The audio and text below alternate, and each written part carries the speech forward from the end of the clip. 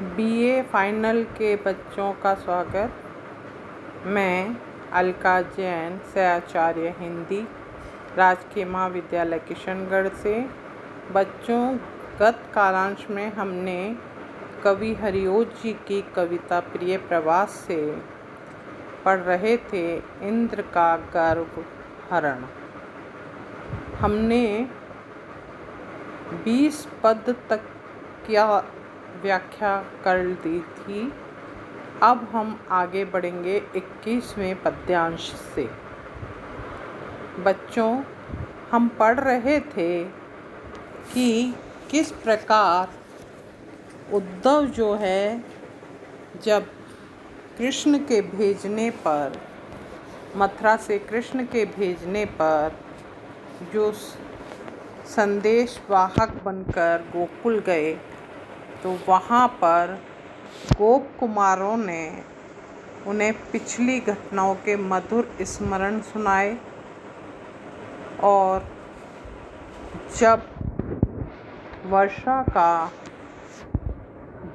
प्रलय ब्रज क्षेत्र में आया तो किस प्रकार कृष्ण ने गोवर्धन पर्वत को धारण करके ब्रजवासियों की रक्षा की। इसी प्रसंग में हम जो है आगे पढ़ेंगे। अंश है तरल तो यदि तुंग तरंग से, निविड़ निरद थे घेर घूमते, प्रबल हो जिनकी बढ़ती रही, असितता घनता रवकारिता, उपजती उस काल प्रतीति थी, प्रलय के घन आ ब्रज में घिरे, गगन मंडल में अथवा जमे, सजल कज्जल के गिरिकोटिक्स।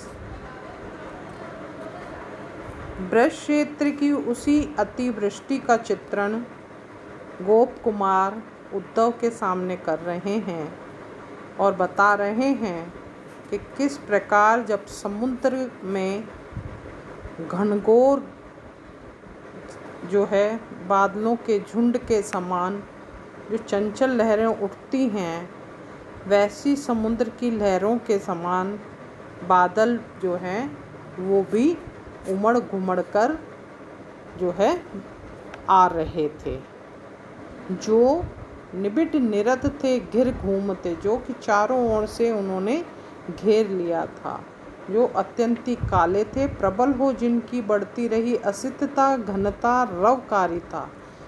रवकारिता यानी उमड़ घुमड़ कर, घनता यानी घने होकर, वो बादल जो हैं वो भयानक रूप से जो है आकाश में छा रहे थे और गड़गड़ाहट कर रहे थे। उपजती उस काल प्रतीति थी, प्रलय के घन आ ब्रज में घिरे, गगन मंडल में अथवा जमे, सज्जल कज्जल के गिरिकोटिश।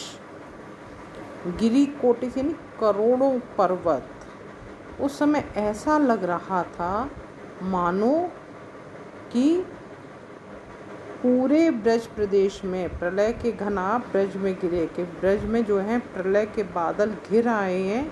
ऐसा लग रहा है जैसे करोड़ों पर्वत जो कि काले काले हैं पर्वत हैं के समान जो वो बादल थे वो आकर जम गए थे।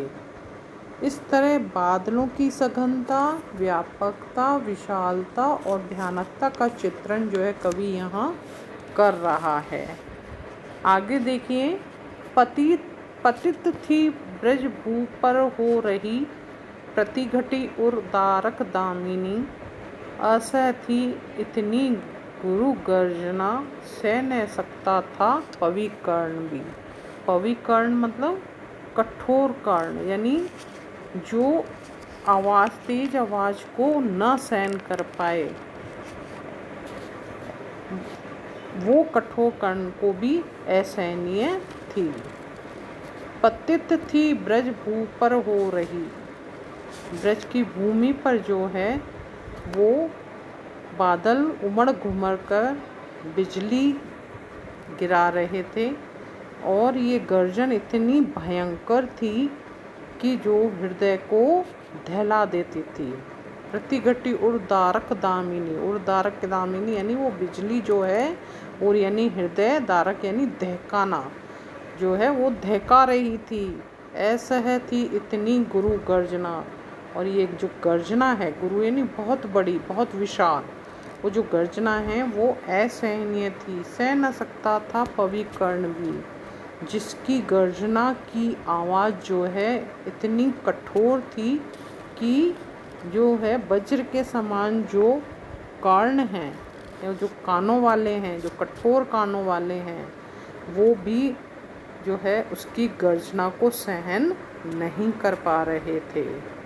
तिमिर की वह थी प्रभुता बड़ी, सब तपों में था दृग देखता।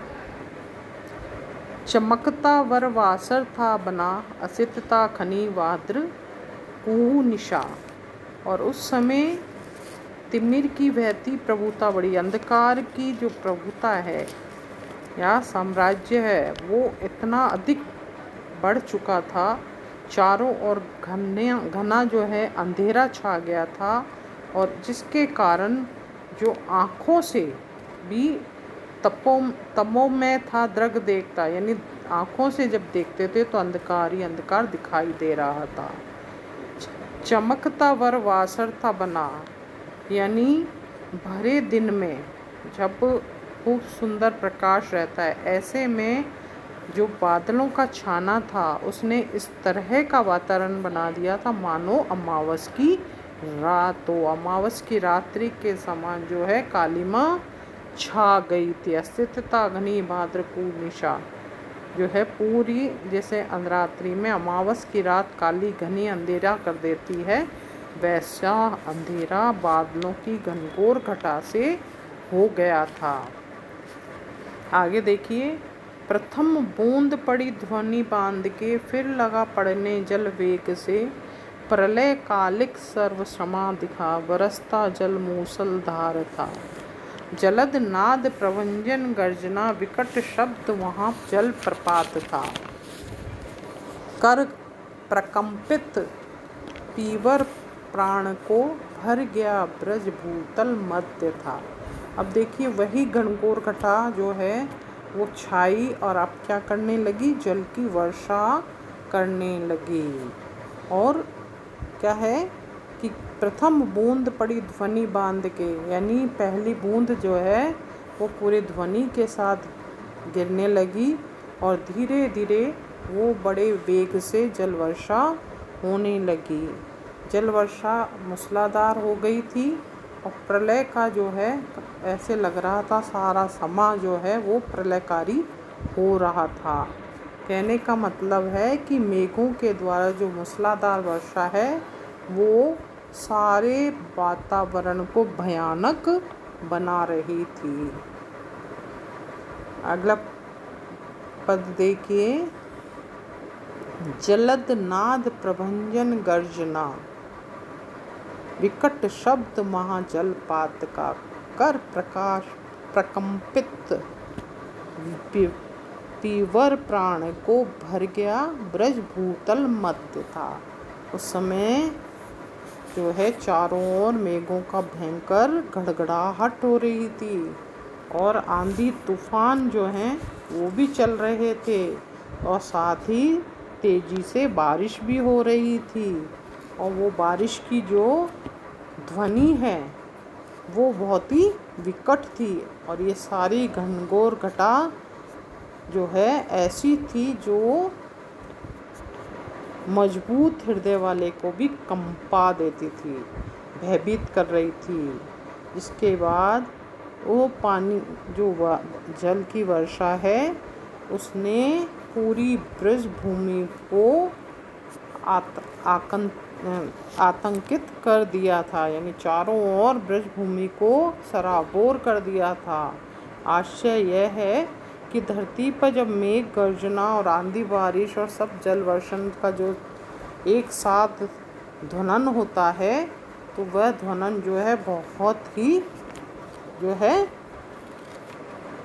भयानक होता है। इससे सारे ब्रजवासी भर गया ब्रज भूतल मध्य से, जब पानी सब से भर गया तो सारे जो हैं ब्रजवासी कांपने लगे, वो भयभीत हो गए। आगे देखिए, सबल भग्न हुई गुरु डालियाँ, पतित हो करती बहु शब्द थी। पतित हो सकती बहु, पतन होकर प्रातप पुंज को क्षण प्रभा करती शतखंड थी। यानी उसी दृश्य का वर्णन आगे करते हुए जो हैं गोप कुमार कह रहे हैं कि इंद्र के द्वारा इस तरह से क्रुद्ध होने पर जो ब्रजभूमि पर जलवर्षण था वो बहुत ही भयानक था। ने बताया कि किस तरह मूसलाधार वर्षा होने, बिजली गिरने तथा आंधी तूफान के चलने से बड़ी बड़ी डालियाँ टूट रही थीं और धरती पर गिरकर बहुत भयानक आवाज़ें कर रही थीं। सारी वृक्ष वालियाँ जो डालियाँ हैं वो गिर गिर कर खंड खंड हो रही थी। इस तरह कई पेड़ पौधे तेज हवा से टूट रहे थे। क्षण प्रभा करती शत खंड थी, यानी कई खंड कर देना, शतखंड हो रहे थे। फिर देखिए आगे, सदन थे सब खंडित हो रहे, परम संकट में जन प्राण था। सबल बिज्जू प्रकोप प्रमाद से बहु विचूर्णित पर्वत श्रृंग थे। बच्चों आगे देखिए कि उस समय क्या हो रहा था कि मकान जो थे वो टूट फूट कर गिर रहे थे और जनता के प्राण संकटग्रस्त थे। परम संकट में जन प्राण था। जन सामान्य लोग वहाँ के वो अपनी जान को, अपनी जो है आपको संकट में महसूस कर रहे थे और बहुत ही प्रखर जो है बिजली का प्रहार पर्वत शिखर पर सबल बिज्रू प्रकोट प्रमाद से, यानी जो बिजली है वो भी बहुत बड़ी ही प्रचंडता से पर्वत शिखर पर टूट टूट कर गिर रही थी, जिससे पर्वत भी चूर चूर हो रहे थे। इस तरह का विनाशकारी दृश्य वहाँ उपस्थित हो गया था। ये सब बातें क्या कौन बता रहा है? गोप कुमार जो हैं वो उद्धव को बता रहे हैं और बता रहे हैं ऐसे भयानक समय पर हमारा जो है कृष्ण ने जो है हमारी रक्षा की थी। इस तरह अतिवृष्टि का जो प्राकृतिक प्रकोप है उसका चित्रण जो है कवि यहाँ कर रहे हैं। आगे देखिए, दिवस बीत गया रजनी हुई, फिर हुआ दिन किंतु न अल्प थी। कम हुआ तन तो तोम प्रगाढ़ता, न जलपात रुका न हवा थमी, सब जलाशय थे जल से भरे। इसलिए निशिवासर मध्य ही जलमयी व्रज की वसुधा बनी, सलील मग्न हुए पुरग्राम भी। आगे गोप कुमार उद्धव को क्या बता रहे हैं? कह रहे हैं कि इस तरह की अतिवृष्टि और आंधी तूफान जो है दिन रात चले, दूसरे दिन भी हुआ, लेकिन वो अंधकार कम नहीं हुआ, वो अतिवृष्टि रुकी नहीं, आंधी भी नहीं रुकी। अर्थात घनघोर अंधेरा, अतिवृष्टि और आंधी का क्रम निरंतर चलता रहा। सब जलाशय थे जल से भरे, सारे जलाशय जो हैं वो सरोवर आदि पानी से भर गए थे। इसलिए निशिवासर मध्य ही एक रात दिन के बारिश से पूरी ब्रजभूमि भी जलमयी हो गई थी।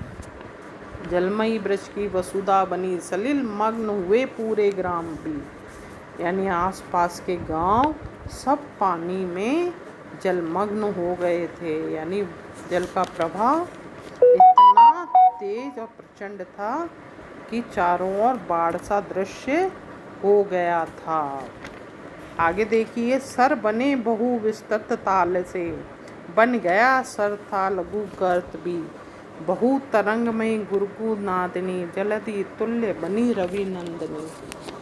देख क्या कह रहे हैं कवि, गोप कुमार जो हैं वो उद्धव को बता रहे हैं कि इतनी भयंकर आपदा हमारे ब्रज भूमि पर थी कि जो तालाब थे वो क्या बन चुके थे, बड़े बड़े ताल, और जो छोटे छोटे से गड्ढे थे वो भी क्या बन गए थे, तालाब।